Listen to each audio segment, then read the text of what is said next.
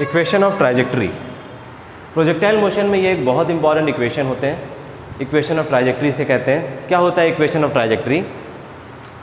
जब किसी प्रोजेक्टाइल को प्रोजेक्ट किया जाता है ग्राउंड से, ये ग्राउंड टू ग्राउंड प्रोजेक्टाइल का एग्जाम्पल है, तो वो प्रोजेक्टाइल जिस पाथ में कवर करता है उस पाथ का equation, trajectory basically means the path, इस पाथ का क्या इक्वेशन है, that is known as equation of trajectory. अब यहाँ पे देखिए, जब प्रोजेक्टाइल को आप लॉन्च कर रहे हैं तो प्रोजेक्टाइल एक पैराबोलिक पाथ में ट्रेवल कर रहा है। अब ये पाथ पैराबोलिक है या ये पाथ स्ट्रेट लाइन है या ये पाथ एक एलिप्स है या सर्कल है, ये फिज़िक्स में प्रूफ करने के लिए या मैथमेटिक्स में प्रूफ करने के लिए हमारे पास कुछ सेट ऑफ इक्वेशंस दिए गए हैं, बने हुए हैं। तो उन सेट ऑफ इक्वेशंस को ही प्रूफ करना पड़ता है हमें। सपोज़ करो कि हम कहें कि ये एक स्ट्रेट लाइन है, हम कहें कि एक स्ट्रेट लाइन है, तो हम स्ट्रेट लाइन इसे क्यों कह रहे हैं, है ना, ये स्ट्रेट लाइन है, हम ये क्यों कह रहे हैं, तो हमें इसका प्रूफ देना पड़ेगा। तो प्रूफ के लिए हमें एक इक्वेशन बनाना पड़ेगा इसी पाथ का। अगर इक्वेशन आ जाता है इस फॉर्म में, स्ट्रेट लाइन का इक्वेशन यू ऑल नो कि mx + c होता है, अगर इक्वेशन इस फॉर्म में आ गया तो हम कहेंगे कि ये एक पाथ जो बना ये स्ट्रेट लाइन पाथ बना। उसी तरह से अगर ये पैराबोला है तो पैराबोला का इक्वेशन होगा y = ax - bx²। ये पैराबोला का इक्वेशन होता है। हम कह रहे हैं कि path of the projectile is parabolic, मतलब हम ये प्रूफ करेंगे कि इसका पाथ का इक्वेशन इससे रिलेटेड है, मतलब यही इक्वेशन आना चाहिए पैराबोला का, where a is some constant and b is some constant.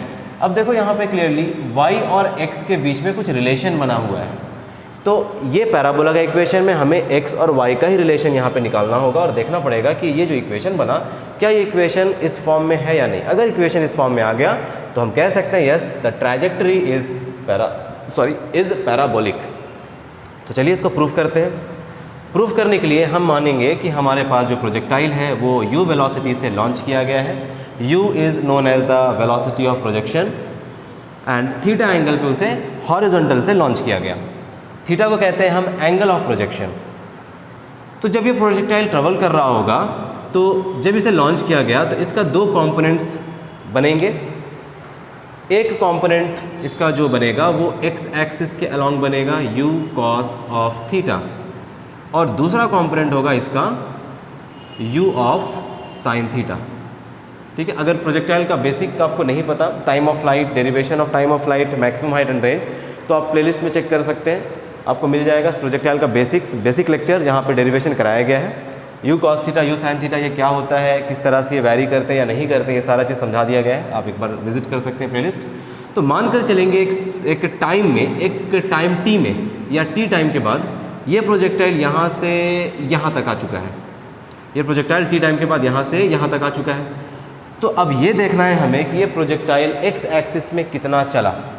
तो जब प्रोजेक्टाइल को यहाँ से लॉन्च किया गया तो ये x एक्सिस में कुछ इतना चला है ना, x एक्सिस में कुछ इतना चला।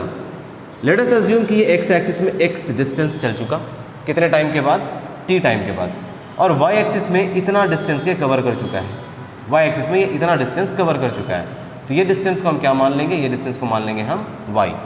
ये डिस्टेंस हो गया y एक्सिस का। तो x में x चला और y में y चला। तो इस पोजीशन का कोऑर्डिनेट हम बनाकर लिख सकते हैं after time t the position is x, y। इस प्रोजेक्टाइल का पोजीशन हो गया x, y after time t। ठीक है, जब भी प्रोजेक्टाइल को लॉन्च किया जाएगा तो उस पर हमेशा एक एक्सेलरेशन ड्यू टू ग्रेविटी लगेगी, always in the downward direction. तो हम एक काम करते हैं, हम x और y के बेसिस पे देख लेते हैं कौन कौन सी चीज़ें हमें यहाँ पे पता है। तो अब देखिए, अगर हम देखें x एक्सिस को, अगर हम देखते हैं x एक्सिस को, तो x एक्सिस में क्या दिया गया है, x एक्सिस में इनिशियल वेलोसिटी दिया गया है u cos थीटा होगा। x एक्सिस में कितना डिस्प्लेसमेंट पार्टिकल कवर कर रहा है, x डिस्टेंस पार्टिकल कवर कर रहा है, और x एक्सिस में पार्टिकल का एक्सेलरेशन 0 होता है। याद रखना ये बहुत इंपॉर्टेंट है। जब प्रोजेक्टाइल को लॉन्च किया जाए, प्रोजेक्टाइल मोशन के केस में x एक्सिस का एक्सेलरेशन हमेशा पार्टिकल का 0 होगा, क्योंकि एक्सेलरेशन लग रहा होगा डाउनवर्ड डायरेक्शन में due to gravity. y axis में सिमिलरली हम देखेंगे, y एक्सिस में initial velocity in y axis कितना है, initial velocity is u of sine of theta.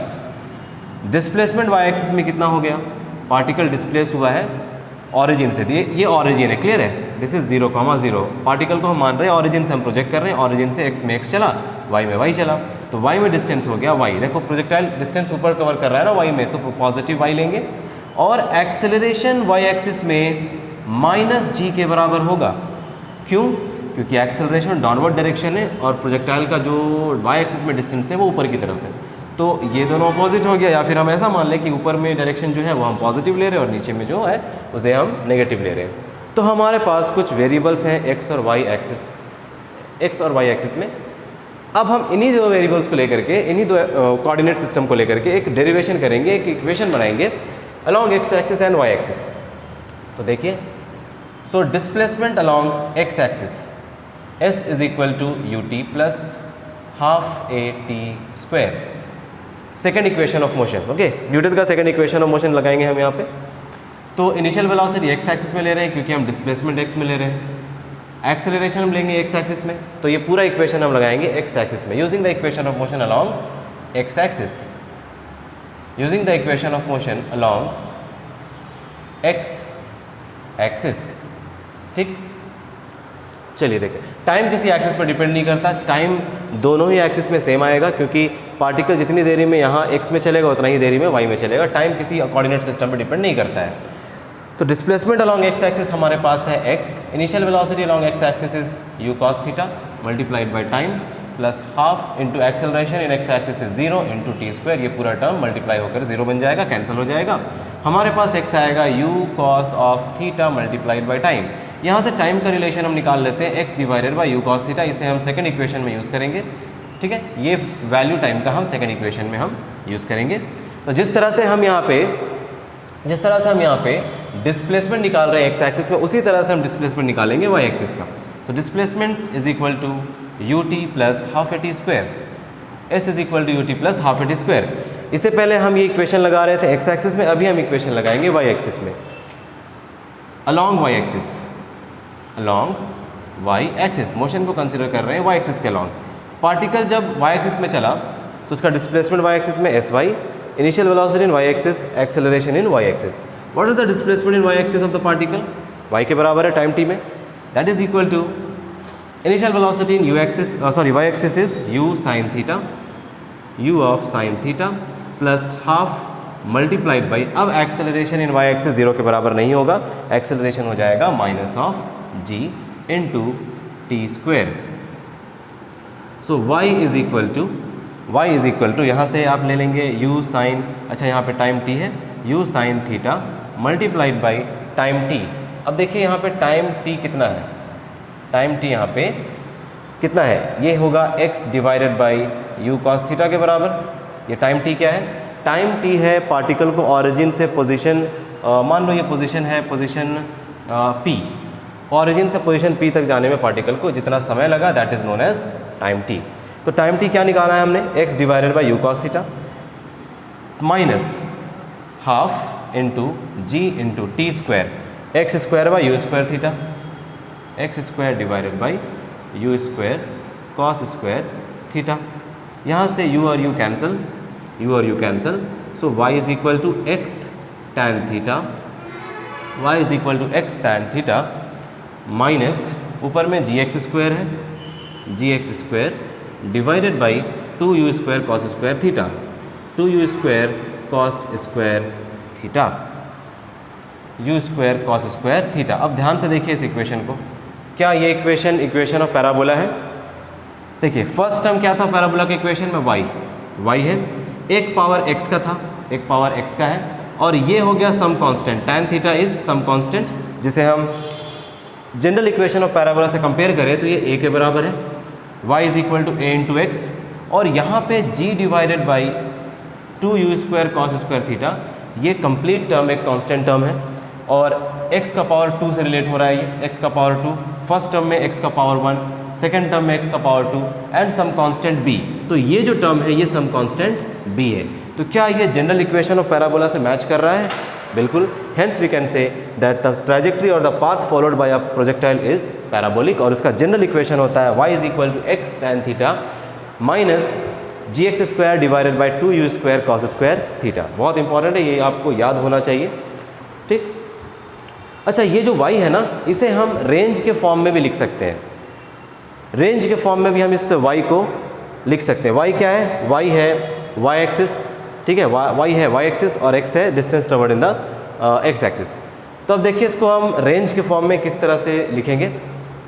मिटा दे रहे हैं सब कुछ, अगर आप कॉपी नहीं किए हैं तो एक बार पहले आप पॉज करके कॉपी कर लीजिए सारा चीज़, और देखिए हम रेंज को सॉरी इक्वेशन ऑफ पैराबोला को रेंज के फॉर्म में किस तरह से लिखेंगे।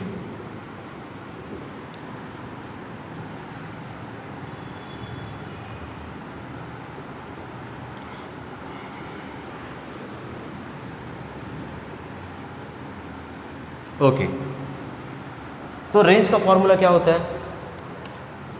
रेंज होता है जब particle x is equal to 0 पे है,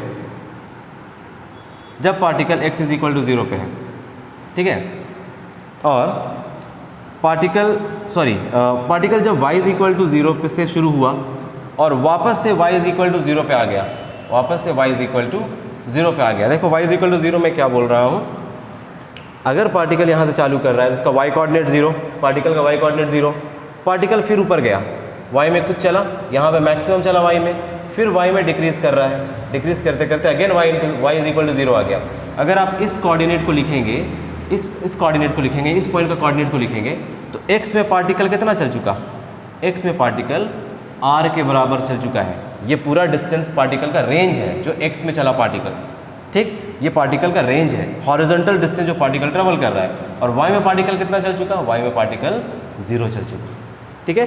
तो y इज इक्वल टू 0 से next y is equal to 0 तक जो x में डिस्टेंस ट्रेवल होता है उसे हम रेंज कहते हैं। रेंज का फॉर्मूला पिछले डेरिवेशन में हमने किया था, u square sine 2 theta divided by 2g। Sine 2 theta का एक और फॉर्मूला हमने देखा था, u square 2 sine theta cos theta.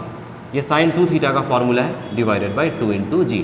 तो हमें इस इक्वेशन ऑफ ट्रैजेक्टरी को रेंज के फॉर्म में लिखना है। तो यहाँ से देखिए y is equal to equation of trajectory क्या आया है, y is equal to x tan theta minus g x square divided by 2u square cos square theta. ऊपर नीचे हम साइन से मल्टीप्लाई कर देते हैं, sine theta divided by sine theta.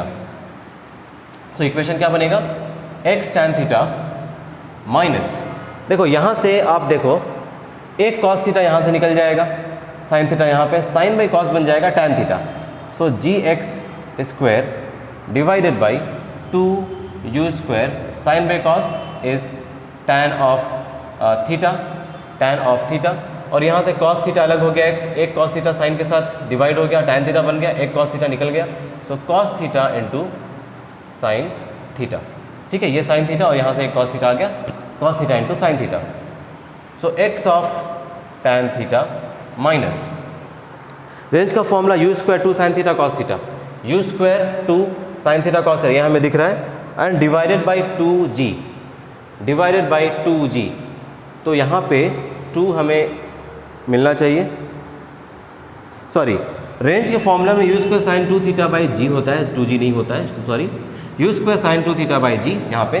तो देखो हमें कुछ उस तरह से कुछ एक्सप्रेशन दिखाई पड़ रहे हैं, ये हम कर देते हैं एक्स स्क्वायर डिवाइडेड और जी को नीचे ले आते हैं, जी को नीचे ले आएंगे, ऐसी इक्वेशन कुछ इस तरह से बन जाएगा, u स्क्वायर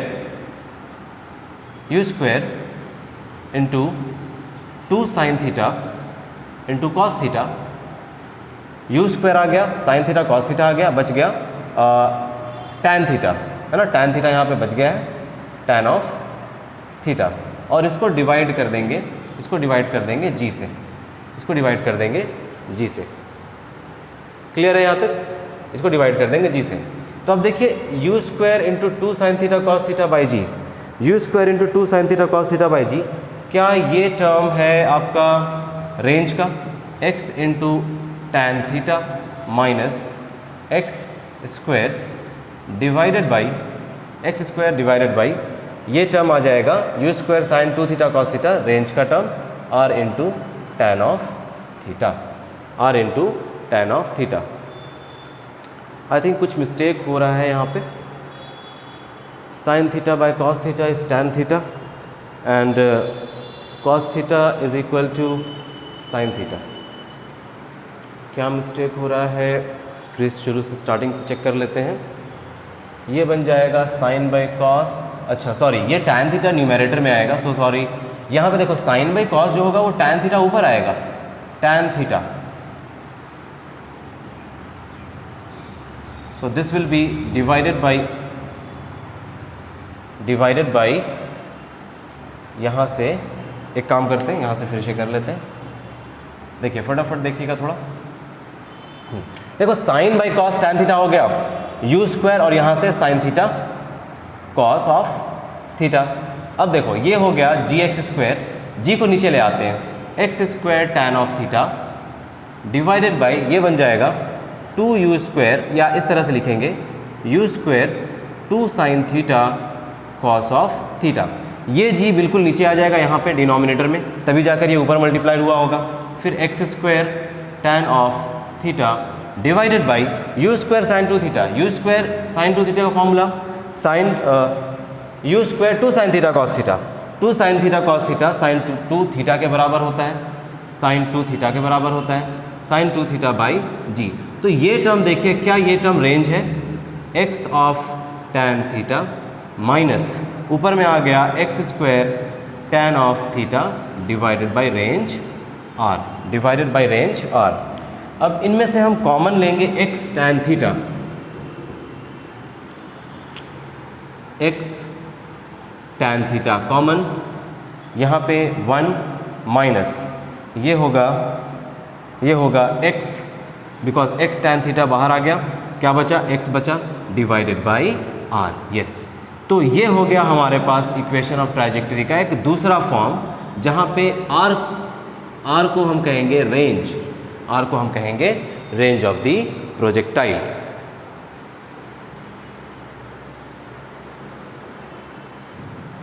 तो देखिए दो क्वेश्चंस प्रोजेक्टाइल मोशन पे, इक्वेशन ऑफ ट्राइजेक्टरी पे कर लेते हैं, रिवीजन भी हो जाएगा और आपको इक्वेशन याद भी हो जाएगा। तो पहला क्वेश्चन क्या है, the equation of trajectory of a projectile is y is equal to 10x minus 5/9x square. If we assume g is equal to 10 metre per second square, what will be the range of the projectile. ये चार options दिए गए हैं, चारों options में से हमें कोई एक ऑप्शन को टिक करना है। तो फटाफट बता दो कि what is the equation of projectile, what is the equation of projectile. Equation of projectile ये फॉर्म देखिए, ये फॉर्म कुछ मिलता जुलता फॉर्म है, जहाँ पे हम लिखते थे y is equal to x of tan theta common लेकर के 1 minus x divided by r। क्या ये कुछ मिलता जुलता फॉर्म दिखाई पड़ रहा है? हाँ, मिलता जुलता फॉर्म तो है। यहाँ से आ जाएगा x tan थीटा, यहाँ से आ जाएगा एक्स स्क्वायर और ऊपर में कुछ वैल्यू, नीचे में कुछ वैल्यू। लेकिन क्या इस तरह सॉल्व करने पे हमारा आंसर आएगा? तो नहीं, उस तरह सॉल्व करने पे आंसर हमारा नहीं आएगा। क्वेश्चन को पढ़िए ध्यान से, कंपेयर करने से आंसर नहीं आएगा। क्वेश्चन को पढ़िए, if we assume g is equal to 10 metre per second square, what will be the range of the projectile. हमें रेंज पता करना है। रेंज पता करने के लिए मान लो प्रोजेक्टाइल को हम यहाँ से प्रोजेक्ट कर रहे हैं, प्रोजेक्टाइल कुछ ऐसा चला इस पोजीशन तक, तो रेंज क्या होता है y के टर्म्स में अगर हम बताएं तो, जब y इज इक्वल टू 0 से y इज इक्वल टू 0 तक पार्टिकल कवर करे, तो x एक्सिस में जो पार्टिकल कवर कर रहा है उस x एक्सिस को हम कहेंगे range. y is equal to 0 से y इज इक्वल टू 0 तक पार्टिकल x एक्सिस में वो कवर करे, that is known as range. So range क्या है, when y is equal to 0 then x किसके बराबर आ जाएगा, रेंज के बराबर आ जाएगा। तो ये दोनों वैल्यूज़ को आप इस इक्वेशन में रखिए, इस इक्वेशन में रखिए, जो यहाँ पे इक्वेशन दिया गया है उसमें रखिए। y is equal to 10x minus 5/9 x square. तो y का वैल्यू यहाँ पे क्या दिया गया है, 0। y 0 होगा तभी तो रेंज निकलेगा ना, y 0 होगा तभी तो x रेंज के बराबर आएगा, x r के बराबर आएगा। 10 इंटू, जब y 0 होगा तो x क्या होगा, x will be equal to r minus 5/9 r square. Solve कर लेते हैं इसे, ये बन जाएगा 5/9 r square minus of 10r equals to 0। 5/9 capital R square minus 10r equals to 0।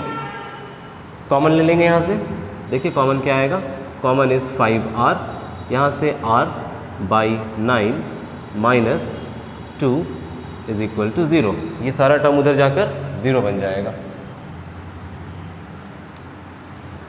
तो 5/r/9 minus 2 0, r/9 minus 2 0, so r minus 18/9 equals to 0। So r का value 18 meters. Range कितना आएगा? रेंज आएगा 18 मीटर्स। चेक करो, option में है 18 metres, correct, option में है 18 मीटर। समझ आया? क्वेश्चन नंबर 2 देखिएगा। क्वेश्चन नंबर 2 में क्या कह रहा है? A particle is projected at an angle of 45 degrees from the horizontal. ये बहुत इंपॉर्टेंट एंगल है, at an angle of 45 degree. जब आप प्रोजेक्टाइल को at an angle of 45 degree project करते हैं तो प्रोजेक्टाइल का रेंज मैक्सिमम होता है। At theta is equal to 45 degrees, range is maximum. It just clears a wall. अच्छा, क्लियर्स अ वॉल, ठीक है। देखो, मान लो कि ये प्रोजेक्टाइल है, इस प्रोजेक्टाइल को हम इस तरह से प्रोजेक्ट कर रहे हैं, तो ये प्रोजेक्टाइल कुछ ऐसा मोशन करेगा, पैराबोलिक मोशन करेगा। तो क्वेश्चन में कह रहा है it just clears a wall. मान लो यहाँ पे दीवार है और आप दीवार के पीछे खड़े हैं, ये एक दीवार है और आप दीवार के पीछे खड़े हैं। यहाँ से आप ऑब्जेक्ट को फेंक रहे हैं, कितने एंगल पे फेंक रहे हैं? At an angle of 45 degrees. यहाँ पे आप इस ऑब्जेक्ट को फेंक रहे हैं, तो ये बॉल, ये ऑब्जेक्ट दीवार को जस्ट क्रॉस करेगा, मतलब बहुत क्लोजली क्रॉस करेगा इस तरह से, ठीक है। इसीलिए यहाँ पे कहा गया है it just clears a wall, मतलब बहुत पास से इस तरह से गुजरेगा, हिट करने से थोड़ा पहले।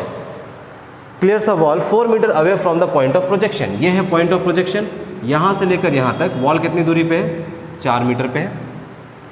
And falls on the ground on the other side 8 meters away from the wall. यहाँ अदर साइड गिरता है जो वॉल से कितनी दूरी पे है? 8 मीटर दूरी पे है, 8 meters away from the wall. Find the height of the wall. Okay, तो हमें यहाँ पे इसका हाइट पता करना है, हाइट ऑफ द वॉल। क्या ये height of the wall y axis हो जाएगा? क्या ये इस पोजीशन को हम ऐसे मान लेंगे कि इसका जो कोऑर्डिनेट होगा, अगर पार्टिकल इस डिस्टेंस तक, इस पोजीशन तक x में 4 चला और y में h चला, तो क्या इसका कोऑर्डिनेट हो जाएगा 4, h। हमें h फाइंड करना है। अब बताओ, इस तरह से एक डेरिवेशन हमने किया था इक्वेशन ऑफ ट्राइजेक्ट्री वाला, जहाँ पे ये y एक्सिस होता था, तो क्या हमें y एक्सिस फाइंड करना है? बस बिल्कुल, अब क्वेश्चन बन जाएगा। अब यहाँ देखिए, x का वैल्यू हमें दिया गया है 4 और रेंज कितना है? रेंज है, ये पूरा रेंज होता है इस पोजीशन से पोजीशन B तक, x एक्सिस में रेंज होता है 4 + 8, 8, 9, 10, 11, 12, ये हो जाएगा range 4 + 8 meters which is equal to 12 meters and ये 4 मीटर्स। तो हमें x पता चल गया, हमें r पता चल गया, हमें थीटा पता है 45। तो क्या हम ये इक्वेशन यूज़ कर सकते हैं प्रोजेक्टाइल का, ट्राइजेक्ट्री का? y is equal to x times of tan of theta 1 - x divided by capital R। तो हमें y मिल जाएगा, और y किसके बराबर है? y किसके बराबर है यहाँ पे? y h के बराबर है। देखो y पार्टिकल कितना चल रहा है? h चल रहा है, तो हमें y मिल जाएगा। तो y is equal to h, h is the height of the projectile, is equal to x, कितना? x है 4 इंटू tan 45, tan 45 का value 1, 1 - x, again x is 4 divided by range, range is 12, range is 12। इसे solve करने पे answer आ जाएगा। सो solve कर लेते हैं इसे। h is equal to 4, this is 12 - 4 divided by 12, 4 3s are 12, और ये हाइट आ गया 12 - 4 इज 8/3 मीटर्स। तो हाइट ऑफ द वॉल कितना आ गया?